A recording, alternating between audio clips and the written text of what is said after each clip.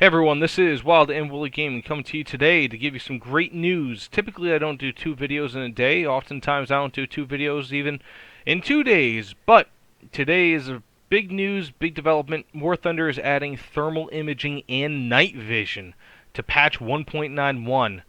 And this includes the Panther 2 with the Vampire system. I'm so excited, guys. This is a big deal for not only me, but for a lot of other War Thunder players.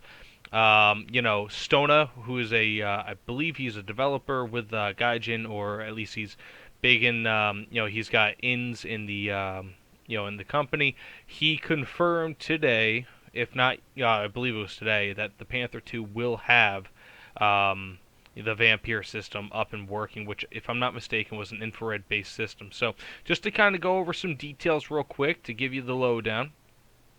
Again, they will be introducing night vision devices and thermal sights, and these will be both available on tanks and helicopters, at least at first. Maybe on actual planes, but we'll see what happens. So, and this is a quote from the website: "The principle of operation of such devices is the amplification." And this is for an image intensifier. So the amplification of reflected light or radiated light. At night, such devices enhance the visibility of objects in the reflected light of the moon and stars, and in cloudy weather or with insufficient visibility. An area can be illuminated with an infrared heat headlamp. So, to me, this brings an interesting idea. So, would this mean that night maps will be more common? Especially in later tiers, later BRs. More so, would adding, you know, lights to vehicles, will making them more functional, actually have a big effect? I would imagine yes. So this is again quoted from the site. It says image intensifying night vision devices are divided into generations, which to me, and this is just my commentary, that's awesome. I love it. That they'll have different generations with different capabilities. So, if the first examples of such equipment had a short range of operation, could often be overexposed, then later generations targets could be extinguished even or distinguished even at a distance of more than a kilometer. The division is rather arbitrary in the game and affects the clarity and range of the view. So, early examples at the end of World War II belong to the first generation. That would include, and again, I'm so excited, the Panther 2. Remember that big hulky like metal looking light system on it? That's the Vampire. And it's just really really cool that they're adding that into this, functionally at least. So night vision devices, and this is again from the site, with a thermal imaging type of action capture, infrared. Um, Radiation from a specific wavelength and can be used both at night and in the daytime to get a clearer and sharper picture of the battlefield. Thermal sights are able to distinguish different types of thermal signatures that contrast with the environment. For example, armored vehicles, whole chassis, whatever.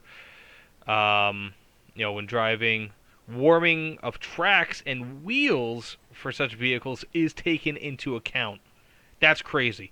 Temperature rise of the gun, wind firing, as well as thermal radiation from the engine and exhaust system. They're also adding the ability to shut off the engine to help mitigate this. That's really cool, guys. I'm wondering if this is going to be separated into a new mod system that you'd have to upgrade, or if it'll just kind of be inherent in these vehicles. Maybe you can get upgraded versions of such systems. We'll see.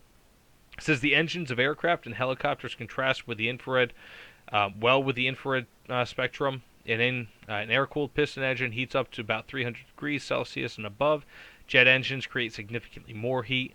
AA guns with thermal imaging will be able to detect them at very large distances, which that is something I didn't even consider until obviously reading that. So essentially, anti-aircraft guns will also have systems like this. I wonder if it'll be all or what, but this is really cool, guys. So essentially what we're getting at least from the Panther 2 onwards, in terms of chronology, we're getting new imaging systems. I mean, this update, regardless of what you think with Gaijin, what they're going to do, and the fact that they're actually getting rid of the Panther 2, but they're upgrading it simultaneously, it's odd.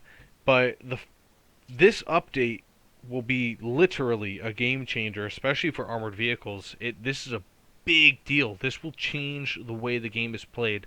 You will see people getting better, and you will see people getting worse because of these changes. The people who are excellent with visible light, maybe they won't be so good here. Maybe the people who play a little bit differently, hide in the shadows a little more, or are a little bit more stealthy, will benefit from this greatly. Either way, guys, again, thanks so much. I wanted to make this a short channel. Please like, subscribe, comment, tell me what you think. What do you think is going to happen with this sort of change? Anyways, again, thanks so much, dudes, and catch you on the flip side. Take care.